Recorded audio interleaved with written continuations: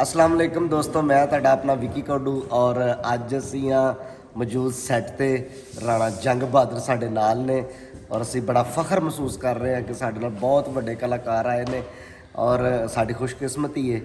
और अस्सलाम वालेकुम, सत श्री अकाल भाजी। ਇਹ ਬੰਦੇ ਆਪ ਇੰਨੇ ਵਧੀਆ ਨੇ ਕਿ ਦੂਜਿਆਂ ਦੀ ਤਾਰੀਫ ਕਰੀ ਜਾਂਦੇ ਨੇ। ਮੈਂ ਮਤਲਬ ਵੱਡਾ ਬੁੱਢਾ ਕੋਈ ਨਹੀਂ, ਉਹ ਜਿਵੇਂ ਕਹਿੰਦੇ ਹੁੰਦੇ ਨਾ ਪੰਜਾਬੀ 'ਚ ਵੱਡੇ ਵੱਡੇ ਵੱਡੇ ਨਾ ਫੂੜੀਆਂ ਨਾ ਤਰੱਡੇ। ਉਹ ਕਹਾਣੀ ਇਹ ਹੈ ਵੀ ਟਾਈਮ ਚੱਲ ਰਿਹਾ, ਬਸ ਟਾਈਮ ਵਧੀਆ ਚੱਲ ਰਿਹਾ, ਰੱਬ ਦੀ ਮਿਹਰਬਾਨੀ ਹੈ। ਮੈਂ ਤੁਹਾਡਾ ਸਾਰਿਆਂ ਦਾ ਸ਼ੁਕਰਗੁਜ਼ਾਰ ਹਾਂ ਕਿ ਤੁਸੀਂ ਮੈਨੂੰ ਦੇਖਦੇ ਹੋ, ਮੈਨੂੰ ਇੱਜ਼ਤ ਬਖਸ਼ਦੇ ਹੋ। ਇਹ ਦੋਨੋਂ ਭਰਾ ਵਿੱਕੀ ਤੇ ਅਮਜਦ ਰਾਣਾ ਬਹੁਤ ਵਧੀਆ ਇਨਸਾਨ ਨੇ, ਬਹੁਤ ਵਧੀਆ ਕਲਾਕਾਰ ਨੇ। ਰੱਬ ਇਹਨਾਂ ਨੂੰ ਲੰਬੀ ਉਮਰ ਦੇਵੇ, ਆਮੀਨ।